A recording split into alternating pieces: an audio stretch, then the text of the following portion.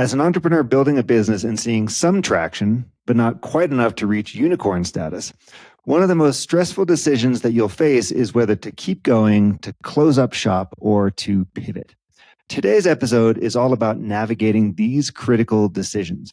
My guest, Jason Shen, author of Path to Pivot, joins us to share his expertise on the crucial moments when your business hits a crossroads. Jason's insights come from his personal experience, having founded and then pivoted his company not once, but twice in his career. We'll explore the tough questions that every entrepreneur must ask themselves. Is my business moving in the right direction? Am I still energized by my work? And is it aligned with my life's path? Tune in as we uncover the story behind Jason's journey to becoming a leading voice on pivots, the challenges that he overcame in his companies, and the lessons he's learned along the way. I'll share that I really enjoyed recording this episode because I have personal experience with pivoting my own business, and it was great to compare my journey with the practices that Jason recommends. I hope you enjoy this episode of the Conscious Entrepreneur Podcast. Jason Shen, great to have you on the Conscious Entrepreneur Podcast. Thanks so much for joining us. Thanks, Alex.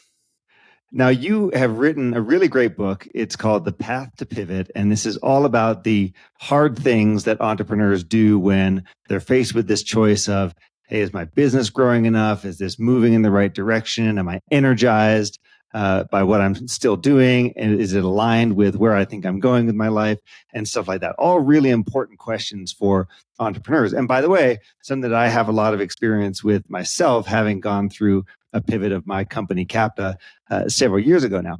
My question for you, just to kick us off here, is how did Path to Pivot come to be? How did you decide that, yeah, I'm going to be the guy who writes and coaches and teaches everybody about how to do pivots well? What's the story behind that?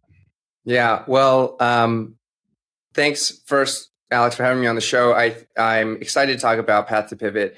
The journey for me, I have always been interested in writing books. I grew up reading a ton of books. My dad works in education. My mom is a gymnastics coach and also in sort of the education field. And so we've always been passionate about writing books. I actually, several years before Path to Pivot, tried to put a book proposal together about resilience. And it was, I had a whole framework around resilience. I still have a framework around resilience and talk about that as part of what pivoting is. But that book proposal was shared with some agents who told me, it's really good, it's really comprehensive, but you don't have a particularly strong platform or case to be made that you are the world's leading expert in some particular dimension of resilience. Now, I challenged that to some degree. I could have moved forward at that point, but I did take that feedback to heart and say, well, is there something that I feel like I could really stand on?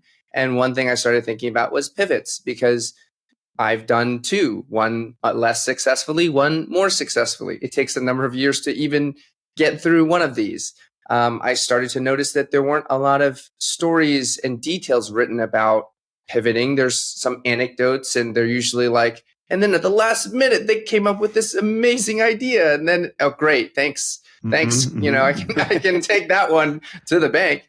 And so, without saying, oh, this is going to be my next book, I started writing on Twitter threads about pivots, things that I had learned, and tried to see if this was a topic I had interest in. I found that I did. I started to expand those threads into essays on Medium, and got through a number of those. And then I said, you know what?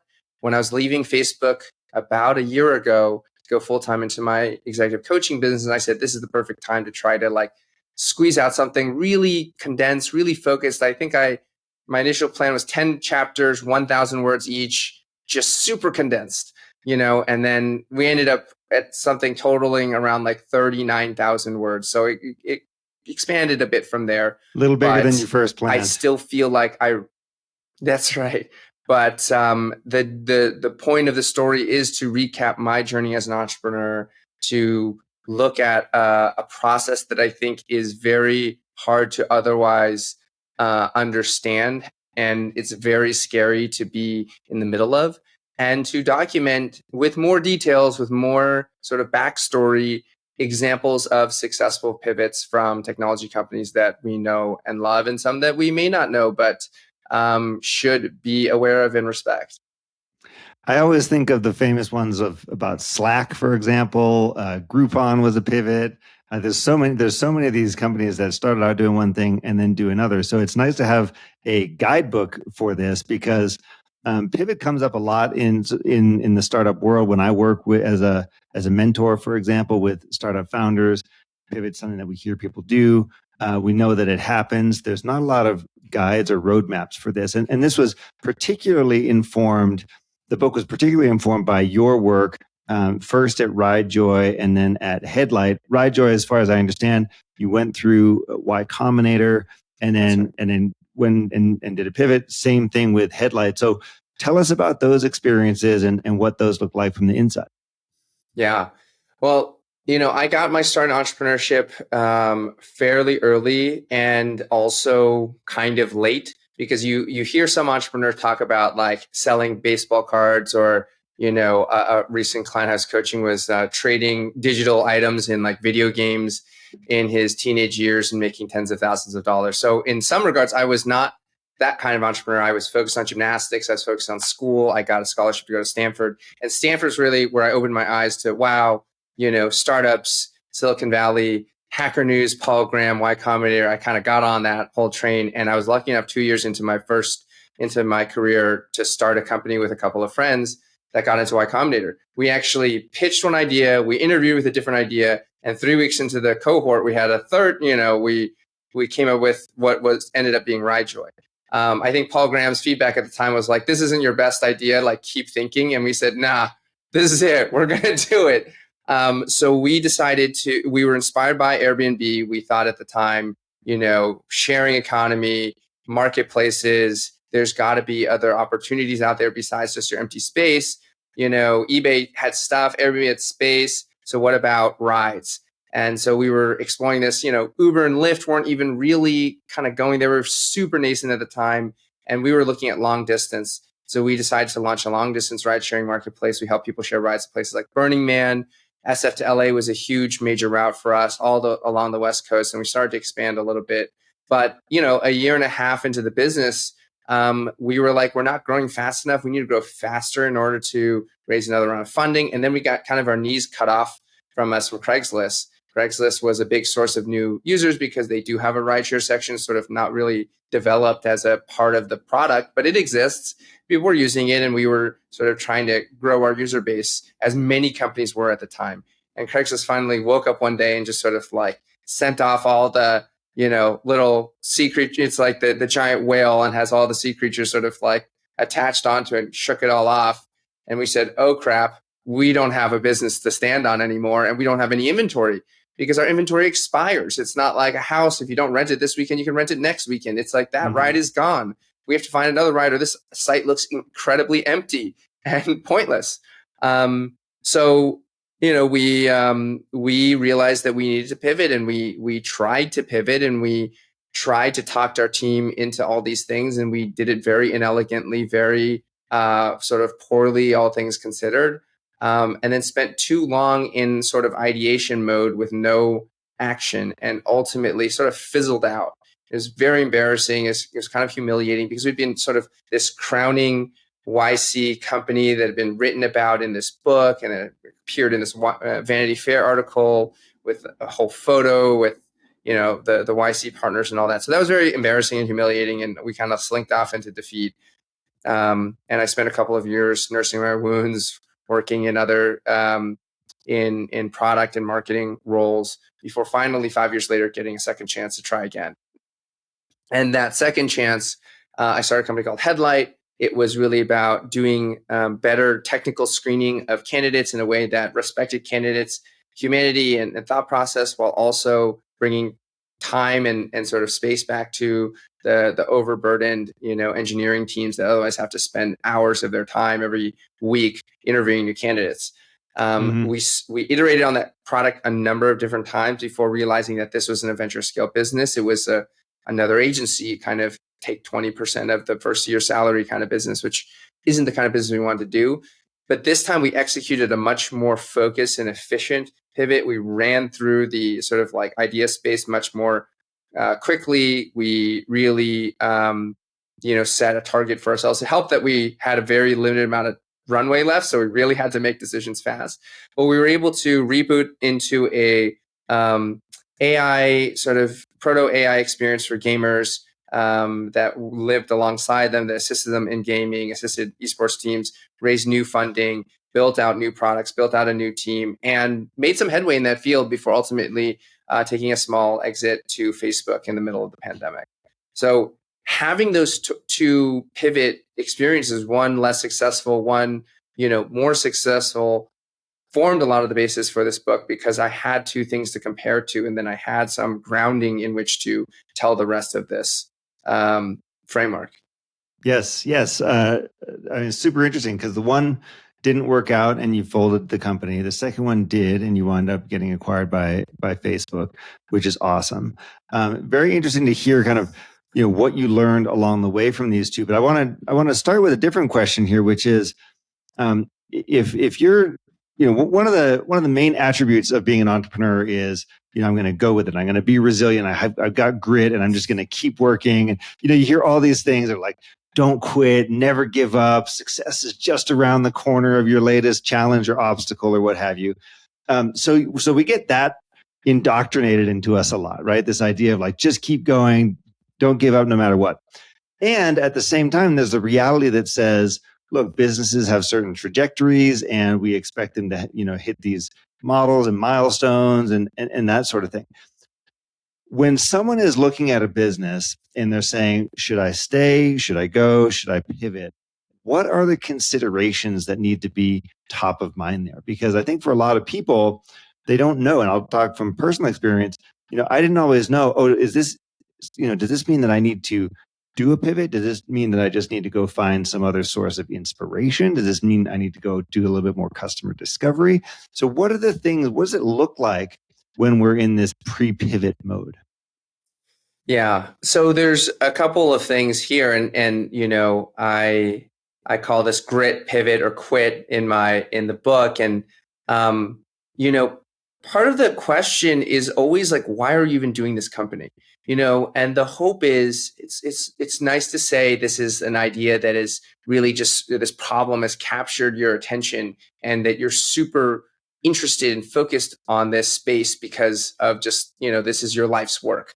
That's not always the case, right? But the more that's not the case, the more this answer is going to change, right? If this was your life's work, then whatever you do is not quitting, because you're just gonna, even if you shut down this company, you would just go start another company or find another opportunity to advance this problem that you're in. And I think the hope is that for every entrepreneur that you find a problem or an area that you would like to be in for a really long time, because it does make this question a lot easier. Now, grit is super important. Things don't work off the bat, right? You always, of course, have to keep trying, keep iterating, look for new solutions. In the same way, as a gymnast or as an athlete, a lot of the growth comes in those final reps where you're really struggling and really pushing. So the first step is to ask yourself, have I really given this my best and really a very intense and focused effort, right? And am I out of ideas, right? Or do I have new things that I haven't tried, or maybe I was too scared to try? Go do those. Go try those, right? Like before you start to make bigger questions, like do the thing that you're like, this sounds a little crazy, but like, what do we have to lose? Do that, right? If you're at your wit's end, if you really have no idea where to go, if the sort of walls start to close in, then maybe a dramatic shift may be more important. And that's where a pivot comes into play. A pivot is to say, what if we change the fundamentals of this business? Keeping some parts the same, maybe the team is the same, probably, maybe the product is the same, maybe the market is the same, but you make some other dramatic shift. You go from selling it one time to a lower monthly fee. A business model change is still a pretty meaningful change. Or you go from selling to kids to selling to parents, very different messaging, very different channels. Something fundamentally is going to be unlocked when you make this change. I think that's what the pivot opportunity is. And then there are times where you are just so exhausted and you have no resources left and you have no conviction left. And, maybe your health is dramatically at risk. I tell this story in the book of someone who, put off some tooth pain to the point where he almost died because, it had gotten infected and something really severely happened. Like, no business is worth dying for. And if that's a situation, don't do that. Your don't family, do that part. Yeah, don't do that part. Don't right? Do that. Please. If something severely happens to your family and you need, the stability, or else they're going to be severely compromised. Sometimes you have to take that decision and you have to put it down. But the hope is that you've worked your way through first you've tried to grit it out. If that hasn't worked, then you try to make a pivot. If that still doesn't work, then maybe consider, folding. Yeah, and these are really meaningful conversations because there's so much negative stigma around failure. And the idea that I tried something and it didn't work, and we as entrepreneurs totally personalize this stuff. So anytime we get to that quit part of the equation, we immediately jump to oh, there's something wrong with me because this business didn't work out and so on. And I think one of the points of your book is hey, there's a lot of things for us to look at. There's a lot of things for us to understand as we're evaluating a business. And as hard as it is for most entrepreneurs to understand, I am not my company, right? I am not the business. However much we tend to entangle those things. Let me share with you kind of what we did with yes, ours. I'd love to hear that, please. Yeah. So my company is Capta, Kapta. We went through Techstars a long time ago, and when we went through Techstars, we started doing, or the idea was this is a performance management application for HR. So it was both me and my co-founder. We had been in this space before, so we knew the HR tech space. And it was essentially, here's what I'm going to do this quarter, kind of like OKRs. Here's what I'm going to do this quarter. Here's how I did. Here's how it aligns to the big company goals and stuff like that. And we had a decent amount of traction. We probably got to, I don't know, something like 20 or 25K of MRR as we're going through the program. So, great. There's movement there. There's some stuff happening. But we also noticed that there was a lot of friction. There was friction in the sales process. There was companies who wouldn't quite implement it properly. There was friction, they wouldn't renew, they would churn. So we noticed that while there was kind of a general thesis that we were on a decent track, there were realities in the world kind of indicating that something's not all smooth and easy here. And not that doing a startup is always smooth and easy, but still as a general indicator of okay, there's something here that needs to be addressed. So we started we were living that. We started to notice that. At the same time, right along there, Jason, we saw 3 of our customers independently all start to do the same behavior. And what I'm talking about is they all started to use the platform that we had built. So we had built software for this performance management. They all started to use our HR software to show their customers what they were doing for them and to manage their client projects. So, for example, this one customer was saying, we've got some really big projects in Europe, and every week we have to go to the client and say, here's all the stuff that we've done for you, so that the client, doesn't get pissed off. They continue to pay the bills. They don't yell, they turn around and they become happy. So they did that. We had another customer that was organizing around client teams. And so each team, there would be one for the Walmart account or whatever it was. So each team then had their own process of working around this. And so we saw several people independently having this use case of our software that we had not dreamt up. And so we did to me, it seemed like the normal thing. We called them up and we said, hey, what are you guys doing? Why are you using the HR software to do this other stuff for your clients? And they said, well, we have nowhere else to do this. And I asked what I thought was a very obvious question. And I said, well, what about your CRM? Why don't you do this in your CRM? And they all came back and they said, you can't do this kind of stuff in a CRM. CRM is for sales. It's for other stuff. And so that was really eye-opening for us to realize, okay, there's a use case that we never conceived of in a market that we know nothing about, but people are starting to do this stuff. They're starting to move in this direction because they want it, because their needs are not currently being met. And so we kind of looked at this and we thought, well, is this a more attractive market? Is there a better slipstream here? Is there something that we can do to position in a way that would be very differentiated from whatever else is in the market. So it turns out that at the time, there wasn't really a well-defined account management software space. That's what Capta does. And so we essentially staked out a niche for ourselves in that market. Of course, along the way, we had to convince our team that this was the right thing to be doing. We had to convince investors that this was the right thing to be doing. We had to figure out what to do with our existing clients who had already bought the other product from us, and so on. So there was lots of sort of things that then opened up when we made that decision. But we went through it. I continue to believe that it was the right decision. But then reading your book, I'm also recognizing like, oh man, there is so much to this. We probably didn't execute it as well as we could have. We weren't as thoughtful as we could have been. We took too long doing this. We weren't as clear about what we were trying to achieve, but we managed through and we survived, which is more than I think a lot of people. So that's the story that we went through from Capta, and then just kind of equating this back to your book was really interesting for me. If I may, I just see so many little patterns and little points to expand on there, because yes,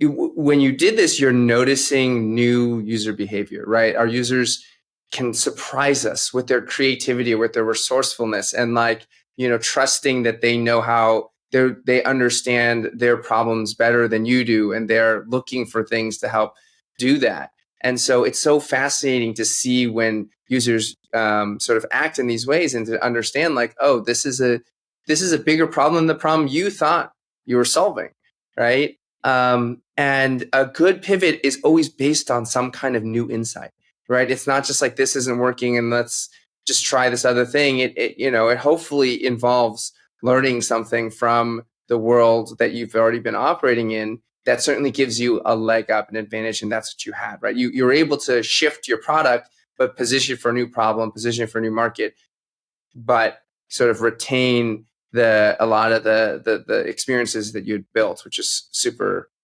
Well, and that was one of the accusations that was coming back from some of our investors, was that we were pivoting because this just got too hard. Mm-hmm. And so we're saying, like, it's not because it's too hard. It's because we've seen that there's some really severe obstacles in one direction, and we think there's something better in this other direction. And oh, by the way, we're still at the stage of a business like seed round. I think today you would even call it pre-seed, like where we're just simply trying to test some hypotheses, and we don't know which way is up yet. But we did get some of that pushback. People saying, "Oh, you're just doing this because it's got too hard for you," type of thing. And I was like, "Wow, that's pretty tough to take." It is important to convey to the level of intensity, and one of the challenges is that we often provide more sunny reports to our investors than what's going on internally, so they don't always experience the pain that you're feeling on a day-to-day basis until you're like, I can't take it anymore. And they're like, what are you talking about? You said things have been going great. You're like, yeah, well, that's only half the story.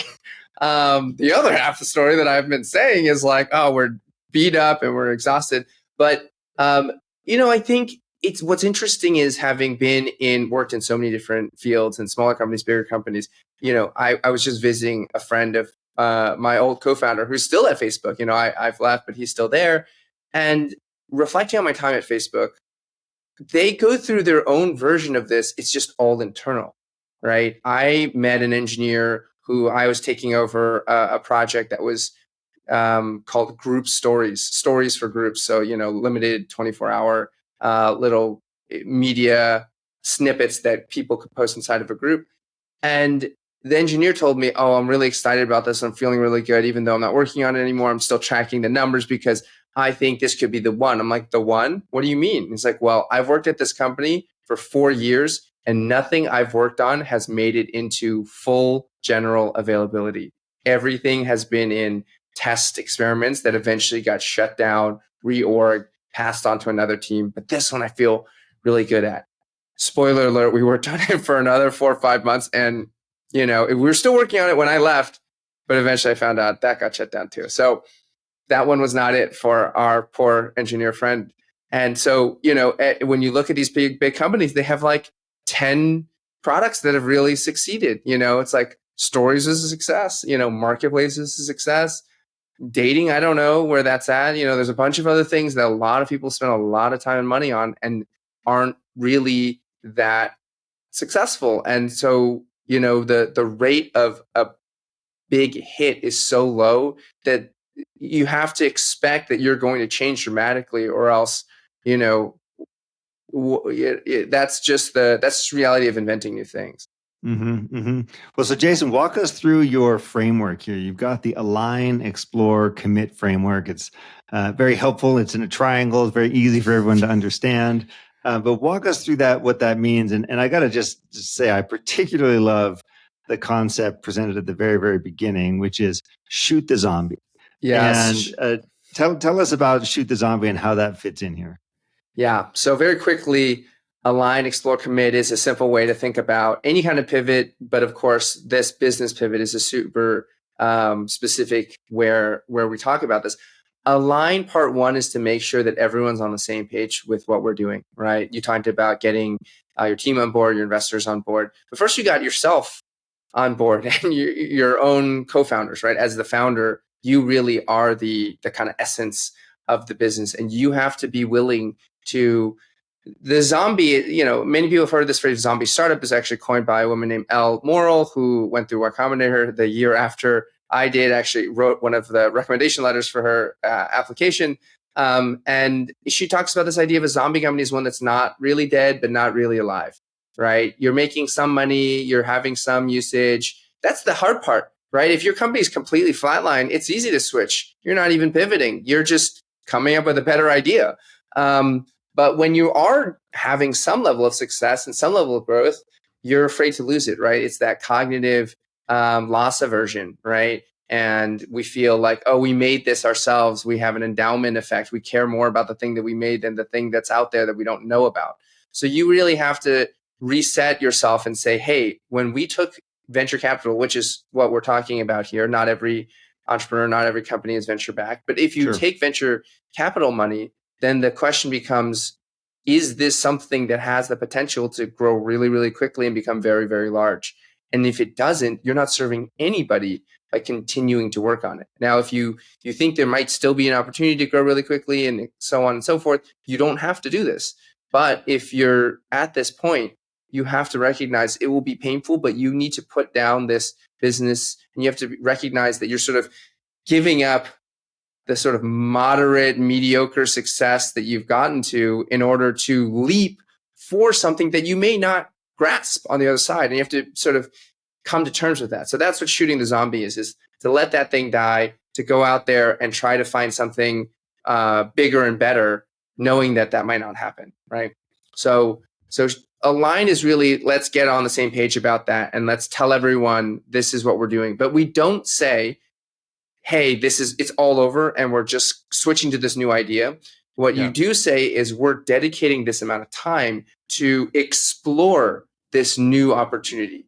And you don't sort of make the final call until after the exploration period is in effect. So the alignment is to say, we have strong reservations about this, and we want to take a chunk of time to dig into something else. Maybe we'll find nothing, in which case we could still kind of return to the business, and we'll at least feel better about ourselves. Like, hey, this is the best thing we got going for ourselves right now. So that gets us into the explore phase. It's a lot of, startup 101, talking to customers, making prototypes, putting things out in the world, really trying to get as much signal as possible.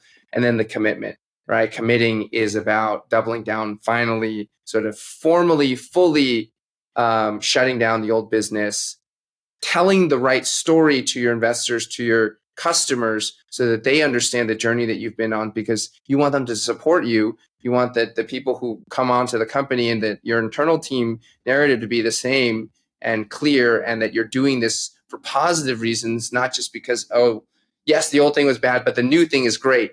And it's the two of those things together that make you want to do this. And so that's the triangle, and that's the journey. And, Jensen Huang says, like, if in technology, you're constantly having to reinvent your business. So you're probably not going to have to do this just once. You might, if you're lucky enough to stay in business and grow, you will have to do this again.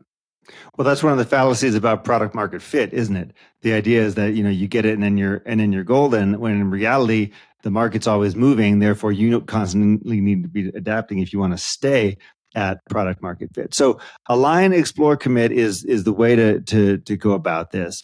At the beginning, we're saying we think there's something better out there. We're unsatisfied or dissatisfied with where things are today. We know that we've got a certain level of talent within the team. We want to go explore what else is out there. That's the second part. This is customer discovery. This is figuring out how do we extend our runway? How do we make use of anything that we already have? So we may already have tech that works in one way or another. We may already have a brand, or we may already have a team, those sorts of things. And then deciding on, okay, based on what we've learned from that part of the customer discovery, let's narrow this down a little bit and then go for it and pull the trigger and execute it. Of course, along the way, you talked about making sure we're communicating, but we have to stay consistent. We have to not freak everybody out, for example. So one of the things so me, right? So I'm an Enneagram 5, and I'm someone who's very happy with ambiguity. And so I love just brainstorming and throwing ideas around, which can be very distressing if you don't know that this is what I like to do, right? So if someone comes to me, they're like looking for direction, they're looking for absolutes and black and whites, and I'm sitting there, postulating all this stuff and coming up with all the ideas and back and forth, and that sort of thing can be really, really weirded out for some people. And so the reason this is important is once we've made the choice, we need to make the commitment. And along the way, we need to be very clear about what we're doing and why, and avoid the trap of just simply saying we're just going to go back to square one, or we're just going to blow everything up and start all over again, because that's not really in service of the pivot. Did I get that right too? Yes, I think one of the things we're talking about is leveraging your assets and having insights, right? You have to have insights based on what you've developed as a business and assets that you've developed that could create some kind of advantage for you, so that you can actually win in this market and sort of earn the right to keep playing this game. And the reality is it takes time to build anything. It takes time to even make an attempt at anything. And so a pivot really is a second chance, but you don't get too many more of these. And so the temptation is like, oh, can we try lots and lots and lots of things? But the reality is if you spend all your time trying all those things, you'll never have enough time to actually go in and actually use the thing that you made. You'll run out of time and money. So you really do have to go with whatever best thing you have at a certain period of time, and be okay with running out of road and being at the end of the rope and just saying, well, that was it. We gave ourselves a couple of really good swings, and sometimes we come up short. And when you work with as a coach, sometimes I work with first-time entrepreneurs who are like, this business has to succeed. And it's like, I understand you very much want this to succeed, but also know that you are not your company, as we said, but you will not die. Like we sort of like when we think of our companies dying, we're sort of like, it's all over. Everything that I've ever done or stood for, all my, status, anything that I can say for myself is gone, especially when you're a young founder. And that's just not true, right? And it's, us older folks with a little bit more wisdom and a little bit, a couple more reps under our belt can recognize that, like, hey, people go off and some people have a successful exit, and then they, have a bunch of problems and they have a company that doesn't go anywhere, and vice versa. You have a company that didn't do something, but then the next company does something, right? Justin Kahn, he did Twitch. He had an incredible success with that. And then he went and did Atrium, and that really struggled. And he raised so much money from every single venture capitalist in the world, and it still wasn't enough to make a successful company. So success does not guarantee future success, but neither does failure mean, failure indefinitely. What are the things that most people misunderstand or get wrong about this pivot? Like, we talked a little bit about your experience with RideJoy pivoting and it not quite working. Now that was many moons ago. You've seen this go through a lot of you've seen a lot of other people go through pivots, including you yourself. What are the things that people just don't get right, or what are the things that they tend to rush through? I think one of the things that makes people the most daunted about changing, whether it's your business or your career or your life or anything else, is how am I going to explain this to everybody else? What's the story here? And because they think, I don't know if I can tell a convincing story, then they don't even consider, or they're very worried about pursuing the pivot because they don't know if they can explain this to somebody else. And I would tell them that the storytelling problem is a solvable problem. Like we have systems and tools and archetypes and frameworks for conveying a problem and saying, hey, we started with this. Here's what happened. We got to this realization. We got to this sort of key point, and, then we started moving in this direction. Here's where we're going next. Just like when you pitch a business, you have a narrative around like, why is this the right time? Why are you the right team? Those are all things that at first it felt a little weird. Why are you? You're just a couple of people. There are a bunch of companies that have been doing this for years. Why are you going to beat them? It seems unimaginable. But at the time, we're full of enthusiasm. We're full of conviction. We're full of life. So we got this. We're going to be the ones. And now we're a little beat up. And it's a little scary to kind of tell a new story. But the truth is we can tell a new story. So make sure it's actually a good idea. But if it is a good idea, we can solve the story problem. So much of this just comes down to the mental models that we're bringing and how we are approaching being an entrepreneur. And we talked about this all the time at the Conscious Entrepreneur Summit a few weeks ago here in Boulder, where we're saying, well, I am not my company is number one, for example. Another thing that comes up here is just because I built it doesn't mean it's the right answer or was the right thing to build or was the right thing to do.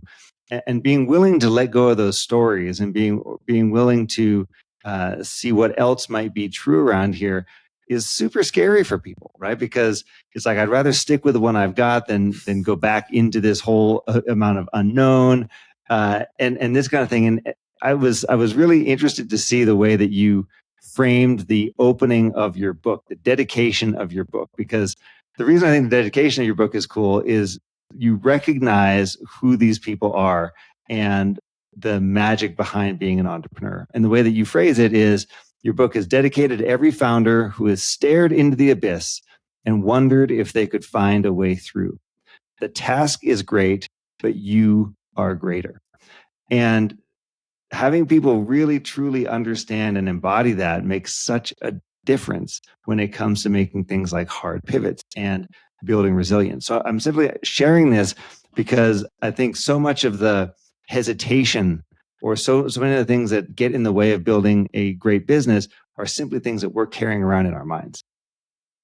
It's so true, Alex. I mean, and obviously this from the work that you're doing and the work of the Conscious Entrepreneur and the Summit. I've heard such great things. I hope I can get out there in the future. But this mindset, a lot of this work is just as important. As a competitive gymnast, I realized what good fortune I had early on. Obviously, I did a tremendous amount of physical training, but starting from even my early teenage years, we would do psych, where we would have sports psychologists in the gym and certainly in college. Visualization techniques, goal setting techniques, understanding the difference between inputs and outputs, right? In gymnastics, you perform movements and then somebody else writes a score for you.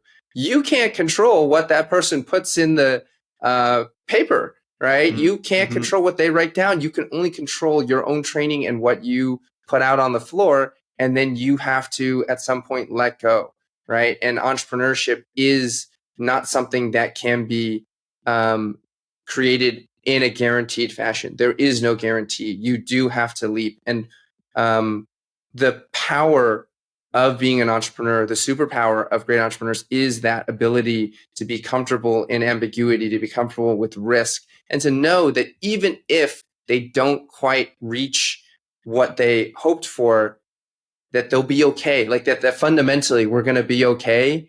And even from that new place, you're going to find interesting things and have new adventures and have new opportunities emerge.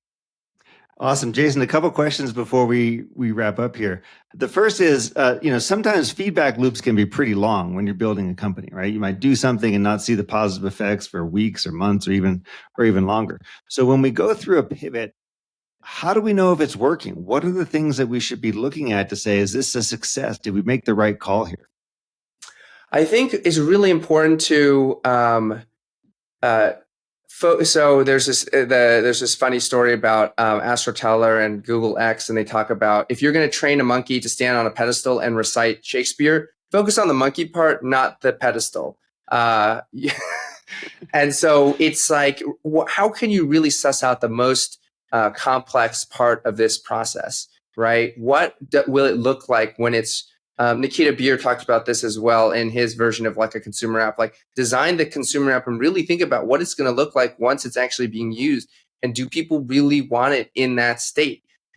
Often with a lot of technology, the building of it is possible with time, but the way it interacts with people and do people want this and does it solve their problem the way you think it does is the more unknown aspect. And so, especially with a very technical team, it's easy to overlook that and focus on the technology when what you really need to do is understand whether the user experience can be there. Got it. Okay, so focus on the monkey, not the pedestal. Do the hard stuff and see if that's working before you worry about all the window dressing. Yeah. Now, what are your tips? I know that resilience is a big theme for you. What are your tips for staying resilient? Obviously, the journey of an entrepreneur can be a very long and very hard one, and in some cases, like we were just talking about today, you could be years into your company and then doing a hard pivot, which means you're signing up for another who knows how many years to continue doing this. So maintaining certain levels of health and well-being and resilience are important. What are your tips for entrepreneurs to stay and maintain resilience? Yeah. So very, very briefly, since we talked about this at the beginning, like I have these 4 skills of resilience. And I think each one of us as entrepreneurs are already skilled in those ways, but some of us more in certain dimensions than others. So the 4 skills are respond, which is in the immediate aftermath of something difficult happening. Can you take, immediate action and make decisions to kind of put yourself into a better place, right? Some people are, there's people who like the instant something bad happens, they spring into action. Other people get paralyzed. So responding and learning to develop that skill is part 1 of resilience, right? It stops the bleeding. Part 2 is restore. And that's connecting with others, connecting with yourself and making sure that, you've really taken an inventory of like what's been taken from you, what's been taken out of you through this process and finding once you're sort of out of immediate danger, can you do things to kind of reconnect with yourself, reconnect and get help and ask for help and not be afraid to ask for help because there is no way to develop a system without additional energy. Anything that you see that is resilient is because additional energy is coming into it. If a wound heals, it's because new blood flow got into it. If a tree regrows, it's because sunlight shone on it. You can't go into a cave and think that you'll get better, right? So that's restoring. Rebuilding is kind of finding a new path, right? Because the old path has been blocked. And so it's creativity. Can you imagine a new future where this business does something different? Or you have a different life where you're not an entrepreneur for a little while, but can you imagine that? And can you dream a new dream and start to plant those seeds of new possibilities? And then finally, to reflect. To reflect is to look back, to learn, to tell the story, the narrative, to sort of put it together so that it feels coherent. Because if you can't talk about something, you're not over it. You know how there are some people who like have some things that have happened to them and it's like, I don't want to talk about it. Sure, sometimes it's just not the right time and place. But if that can't come out, they haven't fully gotten over it, right? And so if you can talk about it, if you can journal about it, if you can share lessons from it, if you can sort of understand it, then you've fully taken all the juice from it and it doesn't hurt you anymore. And you can sort of really conceptually move forward. So those are sort of some of my tips in the four skills of resilience. Awesome. That's a great framework. And, I think this is such a big deal to get right, the personal resilience part, because as entrepreneurs, we never know what's around the next corner. So much of this stuff that we're doing is outside of our control. We don't know how the outcome is going to be. We don't know if people are going to be happy to receive our gifts or not, this type of thing. So building the I call it entrepreneurial capacity ourselves. So building up our own capacity so that we can respond to, like you're saying, whatever it is that happens is so important. Well, hey, Jason, it's great to have you here. Thank you so much for joining us. I really enjoyed The Path to Pivot. It's certainly one of those books that should be in every startup founder's canon, should be on their bookshelf to understand what it means to go through a significant pivot in the business, the considerations, the questions, and how to execute this perfectly. So thank you so much for joining us today, and thanks so much for contributing this to the Startup Lexicon. Thanks, Jason. Thank you so much, Alex.